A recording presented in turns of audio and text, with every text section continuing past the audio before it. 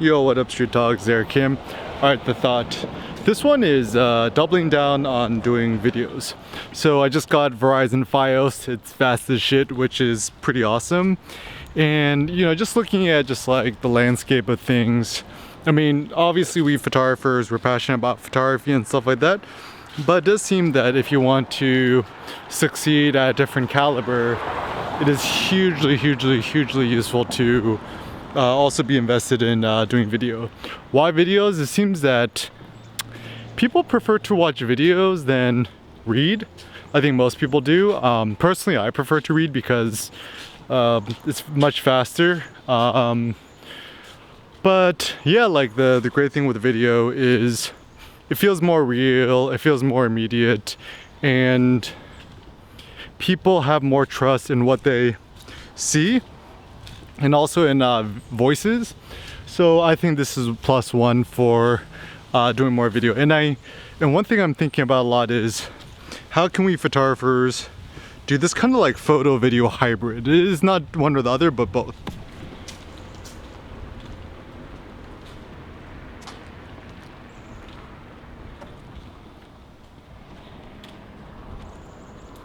So one thought is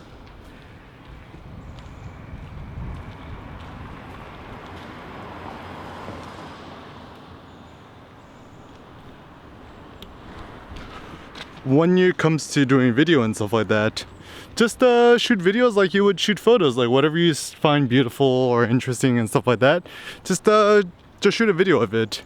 And the nice thing about shooting videos is that it adds like a different layer to your images, and you could just, and this is actually the funny thing is that like so my blog runs on WordPress, it's all self-hosted, and a lot of my photos have died over the years. But it seems that like my theory is, it seems like Google and YouTube is actually the best image storing platform. So even for me to take my whole catalog of photographs and make an iMovie slideshow of it and then upload to YouTube seems actually the most robust way to preserve my photos for a long time.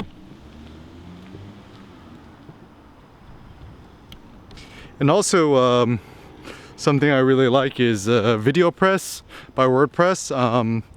So using that chance to host videos and stuff like that. But anyways, I'm really excited to start doing more videos and stuff like that because, you know, think about it this way.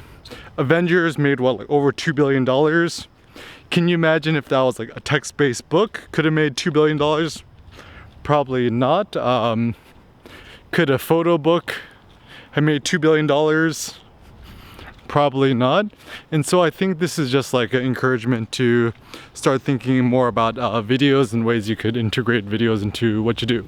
So I don't think that directly monetizing videos via ads is actually the most effective way to harness video. But I think actually the best way to harness video is actually using video to just kind of share your thoughts, stream your thoughts and stuff like that. And on top of that, using it as a medium to build some sort of connection or trust. And I know, at least for myself, it seems, yeah, like it's actually hugely fun. Like even most people who come to my workshops, they're like, oh, you know, Eric, I love your YouTube videos, and then no one ever says anything about my blog and stuff like that. And so it actually does seem that if you want to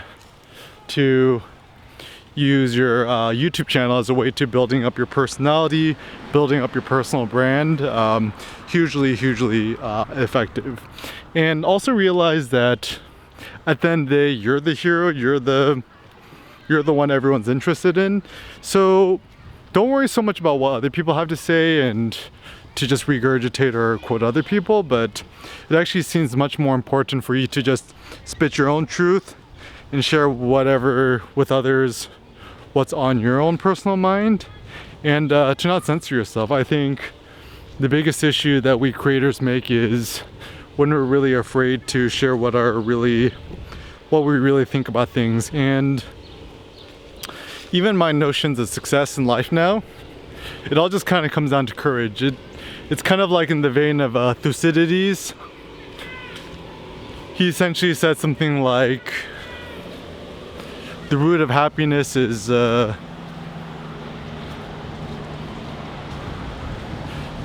freedom, and the root of freedom is courage.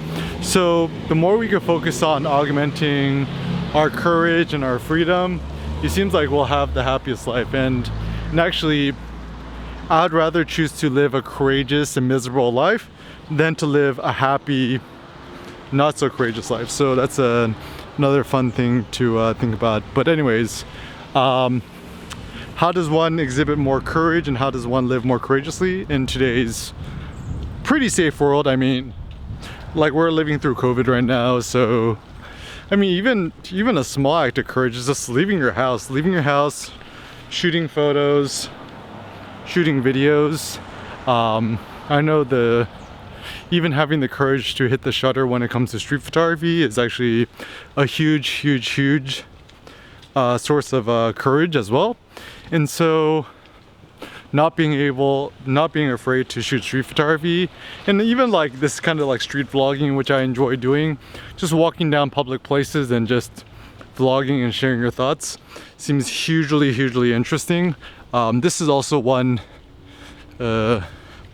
reason why shooting 4K and 60 FPS is useful, is that if you shoot a 4K video, you can technically just pause the image, take a screenshot, or extract a still from a 4K video, and you technically have an image that's 4,000 pixels wide, which is more than enough to make a nice print out of or see full screen on any modern monitor.